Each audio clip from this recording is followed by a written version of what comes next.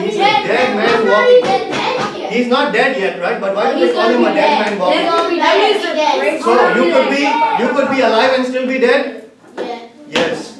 How are we alive and still dead? You can be in heaven. How can we be alive and still be dead? God's Spirit. So the people that believe in God are called alive. That's why we are alive with Christ. Or we are alive in Christ. Do you understand? So we could be alive and still be dead. If we refuse to believe in God, we refuse to believe in Christ, even though we are living, we are dead. Is it making sense? Because we are going to be walking to get a sentence and we are going to be dead. Right? Just like that last walk that prisoner takes, we are called dead men walking. That's how God sees us. We are dead men walking if we are walking, but we are not accepting Him and refusing to believe in Him. Is this making sense? Yes. Okay. So for a child to be born, the child cannot be born of the Seed. seed. The seed of who? Adam. Of Adam, or of a man. So it has to be the woman, right? So what does the woman have? Does the woman have an egg or the woman has a seed? The woman has an egg. She has an egg, right? Man has a seed. And the man has a seed. But let's see now, what is the actual miracle of Genesis? This is the actual miracle of Genesis. So now we come back to Genesis chapter 3. Genesis chapter 3, guys. Has it making? Yes, it is.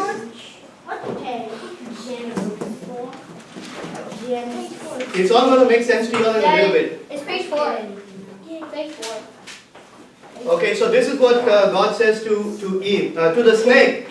Okay, so this is the punishment He's giving to the snake. We are in Genesis chapter 3, verse 14. Genesis, we are on page 4. I'm here. Yeah. Okay.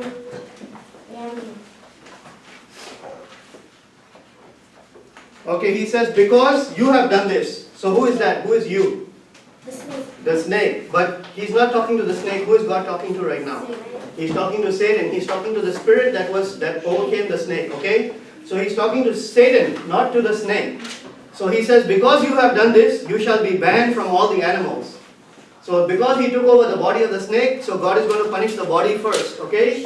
He's going to punish the body of the snake first. So there's no animal on earth that loves snakes. Every creature that's born runs from snakes. Alright? Every creature. So He's punished the body first. And He says, from all the animals and from all the wild creatures, and on your belly shall you crawl. And what? And dirt shall you eat.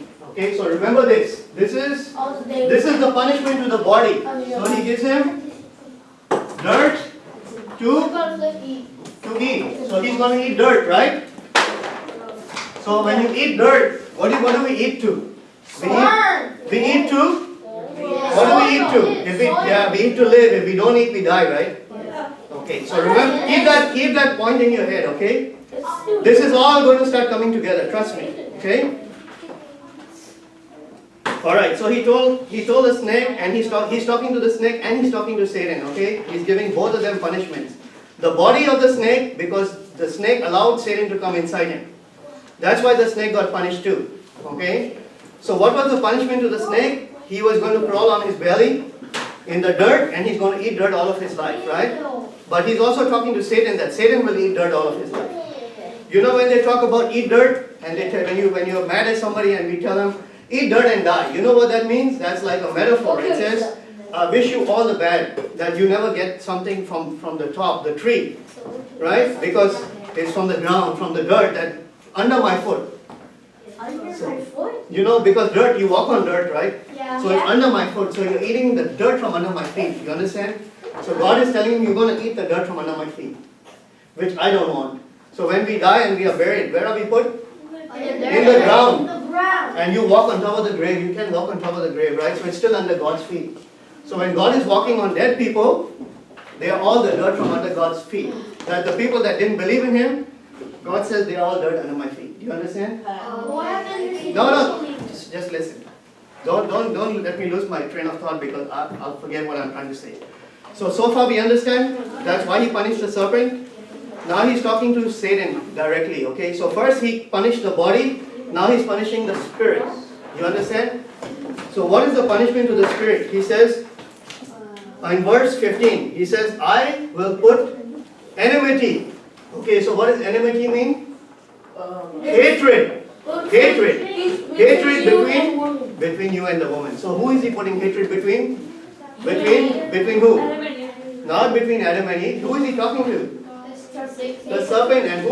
And now he's talking to the spirit that's in the serpent. So who is he talking to? Who is he talking to?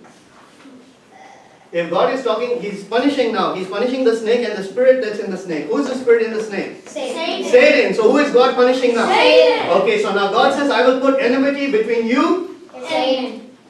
Between who? Between Satan and between the woman. He didn't say the man, he said between the woman. Do you understand? He said, I'm going to put enmity between the woman and you. Okay, that's one of the reasons why women hate snakes so much too. Okay, so because that's, you're going to miss this, it's very important. Just 5 more minutes and hold it. Okay, so he puts enmity between the woman and between your offspring and her. So what is offspring? Babies. So every time, because who's having the babies? Is it the man or the woman? So the secret is in the secret is in the who? Not in the woman. The secret is in the who? No. He says, I will put enmity between your offspring and her offspring. So what is the secret between? It's the word. It's the word offspring. So what is the offspring? Baby. So what is the secret in? Baby. The secret is in the baby. Okay? Because eventually one of the babies from the snake or one of the babies from Satan is going to start fighting with one of the babies from the woman. Do you understand? And he says he will strike. So who is he? The man. No, he. Who's going to strike? Who is he talking to? The baby. He's talking to the serpent. And he's talking to the spirit that's in the snake, right?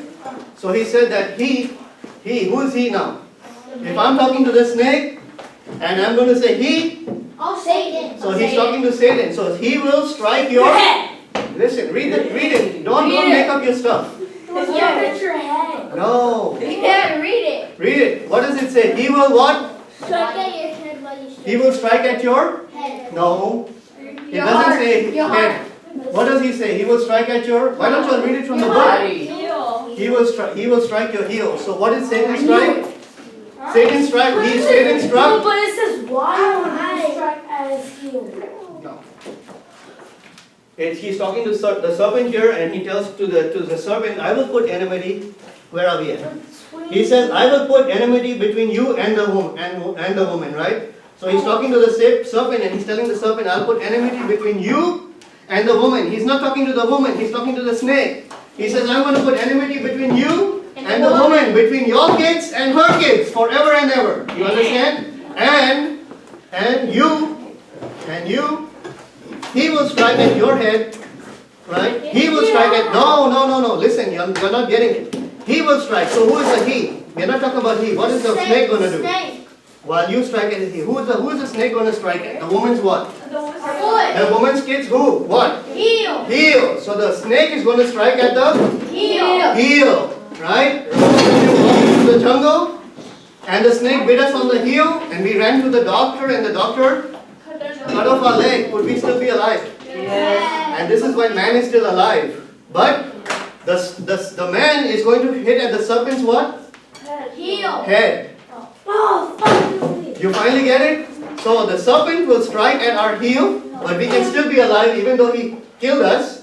Because once the poison is in us, can the poison kill us? Yes. That was sin. The poison could have killed us, but God still saved us. You understand? That's salvation. You get it now? That's why I had to take you to this long, broad story, because this is what Christmas is all about. Yes. Because if Jesus didn't come, he was the seed of the woman that was finally promised. Because when he comes, he's going to crush Satan's head. And when you crush the head, what happens? You kill the animal. You understand? This is the difference. Do you understand? Why can't we learn about Thanksgiving before Christmas? Thanksgiving is not a Christian holiday. I mean, it's not a Bible holiday. You understand? It's just a day. Thanksgiving is a day that we just offer thanks to God for all the good things that He gave us. Okay? Yeah. But it's not a Bible holiday. That's why it's called thanks. Okay, so do you all finally understand what this whole story is all about? Yeah. And why is this? Okay, now so remember, when God was talking to the serpent, okay, let's go one more verse because I know this kid is waiting to run to the restroom. Yeah. Me too. Okay. Okay, so this is let's go to the next page, which is on page 5, and let's start reading from here, okay? So now God is talking to Adam, okay? And He's punishing Adam. So He's punishing Adam's. What is He punishing God? God is punishing Adam's body, not his spirit. Remember, there's a difference. He's punishing his body, okay? Because he did it in the flesh. He's not punishing Adam's spirit. He's punishing his body. Do you understand? So this is what He tells Adam. He says, "Cursed be the ground because of you. In toil shall you eat of its ill." What does toil mean? Toil. God says, "In toil you shall eat." Toil, T-O-I-L means work hard. Okay, right? Before when Adam was in the Garden of Eden, did Adam have to work? No, he just had to walk to the tree, pull off the fruit and eat. He didn't have to till the ground. He didn't have to plant the seed. Everything was happening by itself. But after sin, Adam has to work hard to make food to eat. You understand? So that toil, to work hard. So now Adam has to work hard to eat. He has to work hard to eat. Okay? Okay, now, thorns and thistles shall it bring forth. So it's not going to be easy. Before, when the trees and the bushes and everything that were producing berries or plants or food, you could just get it. There were no thorns to poke you. Now, any of you all know what a thorn is? Yeah. It's like something spiky. Right. It's like all the crown that he had. Right. Okay, one more. Just relax. You know how a thorn is formed? Yeah, it's a triangle. How is a thorn formed? Right. You all don't know? A thorn is a It's leaf. like a 3D shape of A thorn, listen guys, listen or you're not going to understand. A thorn is a leaf that never opens up. Oh, yeah. Okay, a thorn is a leaf that never opens up. So when a leaf comes up, it comes first as a rolled up leaf, right? Like a really pointy thing. But because it doesn't get any food or water or enough sustenance, it dries up. And that's how it becomes a thorn. So it's a leaf that never opens up. So it's part of the tree. So it's a picture of death. That even though we are alive, we are dead. And we are on the tree. You understand? Now, this is the most important point of all. It says, "By the sweat of your face shall you get bread to eat," right? So he's still telling him that he's going to work hard and he's going to start sweating. Before there was no sweat. So sweat is a curse. Sweat is not a blessing. And it says, until you return to the ground from which you were taken. So why does God say until you return to the ground? When you are there into dirt, you shall return. Okay, so what does man turn back into? Dirt.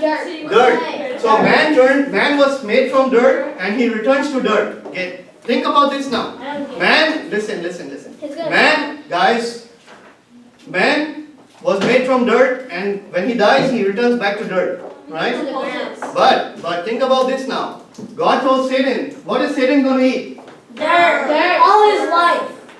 All his life he's going to eat dirt. He's going to eat his body. So, what is Satan's food supply? Dirt. So, we have to die for Satan to be able to eat.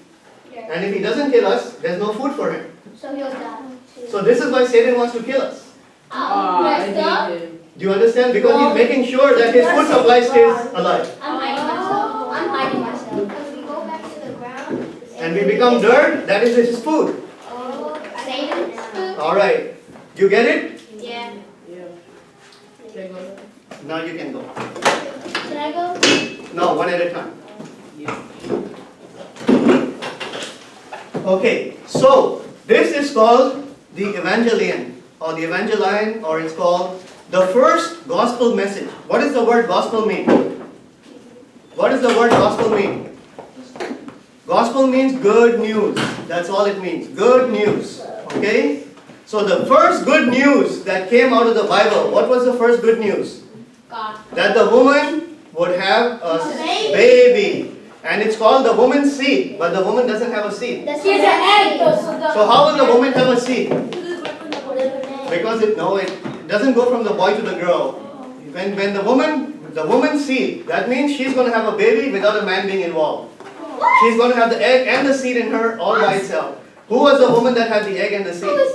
Mary. That was Mary. Yeah, she's the only woman.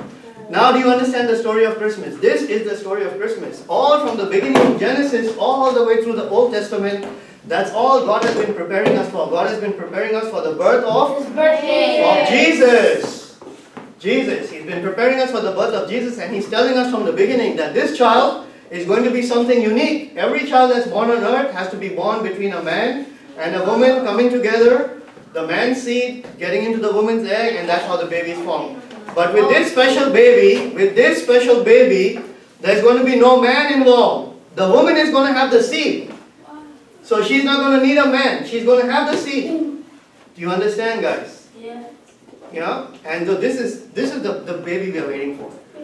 Now, if I tell you that, hey, and supposing you're old enough and you all have a car and you all can drive, okay? Let's suppose you're old enough and you all can drive. And I ask all of you all, hey, can you do me a favor? Look, listen.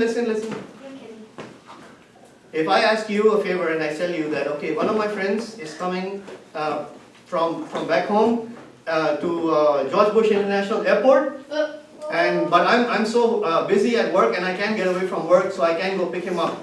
Can you do me a favor and go pick him up? Yeah. And you say yes. You say yes, right? So what is the next thing that you'll be expecting from me? Money. Something in reward. Thank you.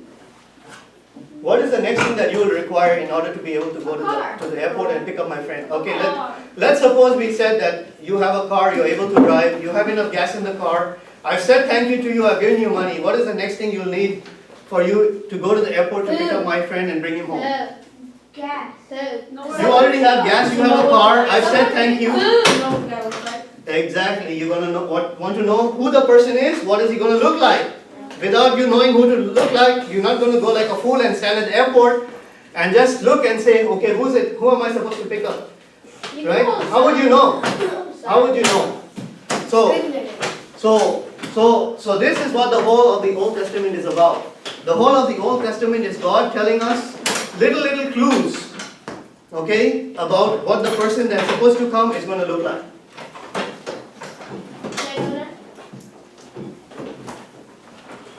So now this is what I tell you. Okay? I'll tell you that my friend is coming from, he's going to be coming from Israel. Okay? From the nation of Israel. So, with just this information, alright? Can you go to the airport and pick him up? Why? Because There could be other people coming from Israel, correct? Okay. So, when God said that, when God told Abraham, the first thing was, he would be a Jew, okay, because he would be coming from Abraham. Then he would be coming from Israel, so that would be from the tribe, from the son, one of the sons of Jacob. Okay, so if I tell you that he's a Jew and he's coming from Israel, can you go pick him up? No, you can't. Now, supposing I tell you that he's going to come from the tribe of Judah. How many sons did Israel have? 3. Come on, guys. 12. 12. So when he says that he's going to come from the tribe of Judah, that means the 11 tribes are removed. You're only looking for one tribe now. Can you still go pick him up? No. No. Supposing I tell you that he will be called a Nazarene. That means he's going to be coming from a place called Nazareth. Now, with so much information, can you still go pick up my friend? No. No. Now, supposing I tell you that he's going to be born in Bethlehem. So now you know that he's going to be a Jew, he's going to be born from the nation of Israel, he's going to be born from the tribe of Judah, he's going to be called a Nazarene, and he's going to be born in Bethlehem. Now can you go pick him up? No. No. Because that's not What the clothes exact are information. you? What kind of hair does he have? Now I tell you that he's going to be born from a virgin. Now can you go pick him up? No. If I tell you that his name is going to be Jet. salvation, now can you go pick him up? Yes. There might be another. Another? Okay, how do you know his name is salvation? Because his name is what? Jesus. And what does Jesus mean? Jesus means God saves. So he is salvation. Okay? So, you see, if I keep telling you stuff about him, right? And he's going to be a man. So we can already, so say if I tell you right here, he's going to be a man, not a woman. That's half of the population already taken off. So he's a man. He's going to be from the nation of Israel. He's going to be a Jew. He's going to be from the tribe of Judah. He's going to be called a Nazarene. Okay? Nazareth. That's why we call him Jesus of? Jesus of? Christmas. Jesus of Nazareth. Oh, That's why he's called Jesus of Nazareth. And everywhere you go, you see Church of the Nazarene. Right? Okay. So if I give you like 100 different clues about Jesus, right? But I still don't give you a picture. Can you go see him? Can you go pick him up? You can. You need a picture. No, you would need something. You would need something that would guide you to that person, right? Oh, yeah. Now, supposing that person comes to the airport. Supposing that person comes to the airport and he has a big sign which says, "I save." Can you pick him up now? Yeah. But you see, this is what happened when Jesus was born. Jesus was walking around with a big sign saying, "I'm the Messiah, I'm the Savior." But the people were not looking for him. Yeah. Because they kept saying, "We don't know who he is. Without the picture, we can't see him."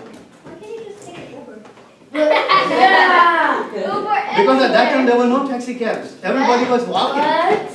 Yeah? You have to walk. See, I'll tell you a little joke too. There was this kid, he went to his dad, he was like 18. And he had really, really long hair.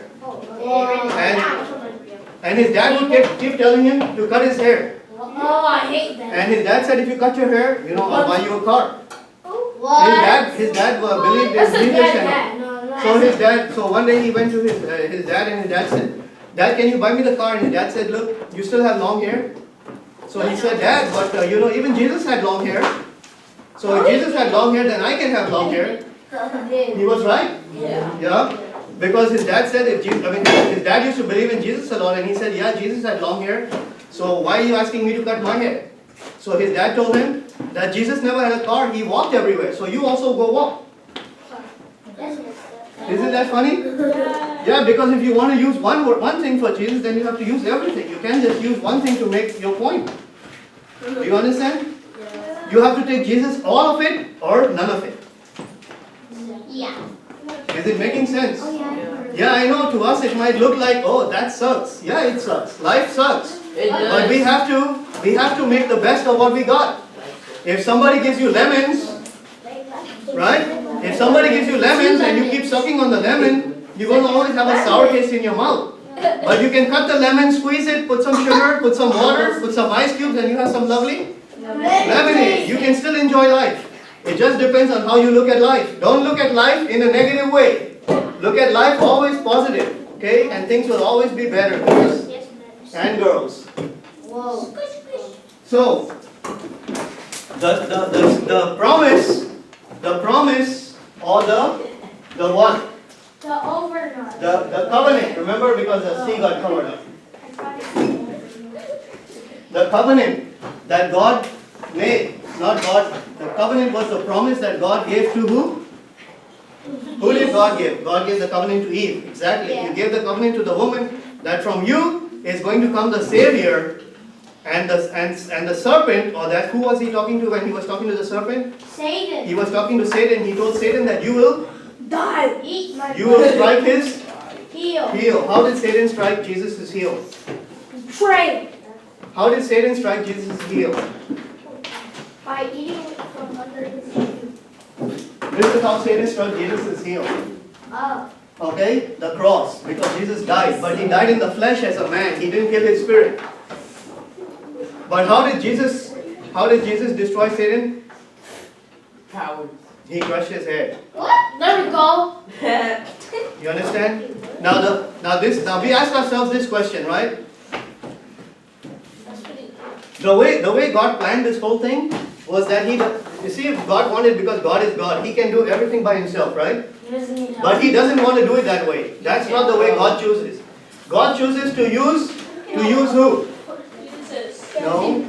Who does God choose to use? Us. He chooses to use us to do His work. Okay? Because we were made in God's image. And God wants us to work like Him because we look like God. Do you understand? So God wants to use us. So think about this now.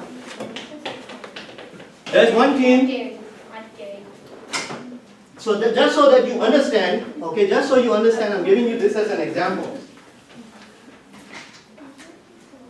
So there's a basketball game going on. All of you all understand basketball? Yes. Oh, I like basketball. Oh yeah, me too. I'm the best. And also football. Me I like too. And soccer. I like Yeah, soccer, me too. football, And and tennis. And baseball. Ew, tennis. Oh no. Ew, tennis. Okay, just recently, a few days ago, there was a basketball match between the Rockets and San Antonio Spurs. Some Rockets won. And the Rockets won! Hey, sweet words for the Rockets. Now, who was the one who kicked, I don't want to use a bad word, but who kicked really good something? It was Harding, right? Their butt, yeah. Yeah, wasn't it Harding who made all the goals? I mean, who made all the baskets? And No! he played No! Who was He it? makes 3-pointers. Okay, but he didn't make all. He didn't make all the points, but he made most of the points, right? And because of him, we won the game. If it hadn't been for Harding, if you had taken Harding out of the game would have been Over. lost. Miserable. It would have been lost, Lost. right? Now see, in a basketball game, how many people do you have on the team? 5. 10. 10. On your team? 12. Five. 5. Five. No. Five on the court playing the game, right? Okay, but Okay, there's gonna have to be a bench. Yeah. Now supposing there's only 5 people in the game, and how many people on the bench? Sit in the game. 5. Okay, 5 are in the game. How many are sitting on the bench? So we have only 10 people or 12? 5 or more on the bench. 5 or more on the bench. Yeah. Good. Okay, so 5 playing the game, 5 or more on the bench. And the other team belongs to Satan. Okay, and Satan, listen guys. 10. Satan has got all of his demons playing in the game. Yeah. And on the other side, we have Jesus, and we have 4 more, right? Because 5 in the game. Nuts. So let's say Jesus and 4 more, the 4 more are the Old Testament. The angels. The Old Testament who? Prophets. Correct? So the Old Testament prophets. So Jesus and the Old Testament prophets. So only 5 of them stay in the game. And who's the rest of us on the bench? Who is the people on the bench? That represents who? Us. It represents us. We are all sitting on the bench.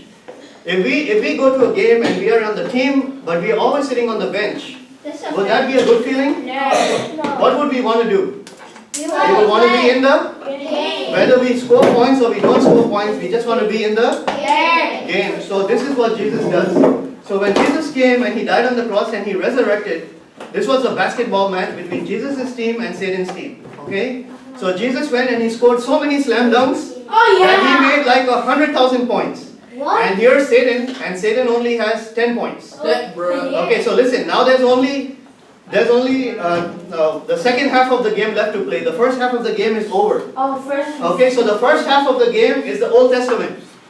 The second half of the game is the New Testament. Third. Alright, so now Jesus has come. He came and He scored so many points that even though there's so many minutes left in the second half, there's no way Satan can win the game. There's no way that whatever he does that he can make those points. So has he won the game or has he already lost? He already lost. No, Okay? but there's Listen guys, don't keep arguing.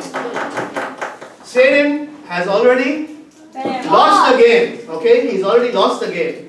But now Jesus says that, hey, I've already won the game for you, so I'm going to go sit on the bench and I'm going to give all of you a chance to go play the game.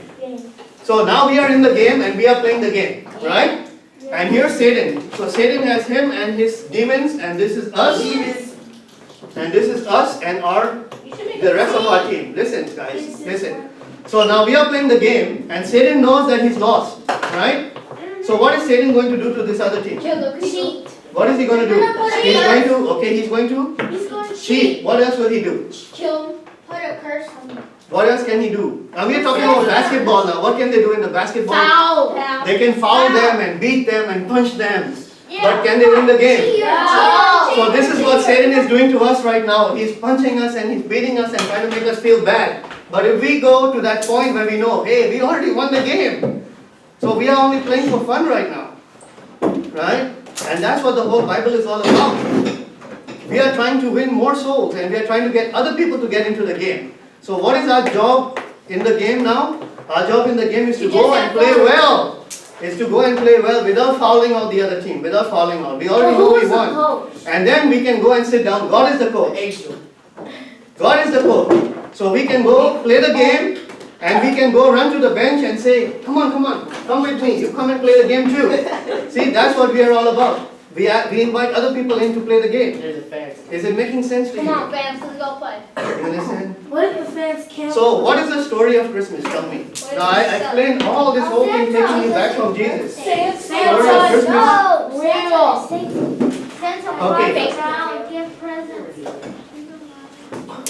Okay, the word mass, it means day. That's what the word mass means. So what does the word Christ mass mean? Christmas. It means Christ's day. Oh. So what is the Christ day? Christmas. The 25th of December, why do we call that Christ? Guys, if you'll all keep talking at one time, nobody's going to understand. Why would we call the day Jesus was born. Jesus was born? So what is the day of Christmas all about? Jesus. It's not the day of Jesus is born, but it's the remembering. Okay? For example, when you celebrate your birthday, what are we celebrating? Are we celebrating that we are going to be born that day? Or we are just celebrating the day that we were born? The day we were born. It's a remembrance, right? We are remembering. My birthday's tomorrow. Yeah? Well, happy birthday. So everybody say happy birthday. Okay, so we are remembering. That's what Christmas is all about. It's remembering the day of Jesus' birth. Okay? It doesn't necessarily have to be 25th December. What is you? That's us. Oh. We are all playing in the team, right? So is it making sense to you why if Jesus has defeated Satan, why are we still in the game and why are we getting beat up? Not only for fun, but because Jesus wants us to be in the game and enjoy. Oh. You understand? Because Jesus wants us to feel what it's like to be in the game. He could have just come and said, okay, you saved, and that would have been the end of it, because He's God. Whatever He says goes. Right? Yeah. Yes or no? Yeah. So what is the story of Christmas all about? Remembering Remembering the day of remembering Jesus was born. The Old Testament people were looking forward, because of all the promises, they were looking forward to the day that Jesus would be born. Okay? Guys? Am I just wasting my breath here or what? No. You said Christmas means Christ's Day. Christ's Day, yeah. But Christmas doesn't have a D in it. Christmas doesn't have a D in it But it has a word. because MAS means day.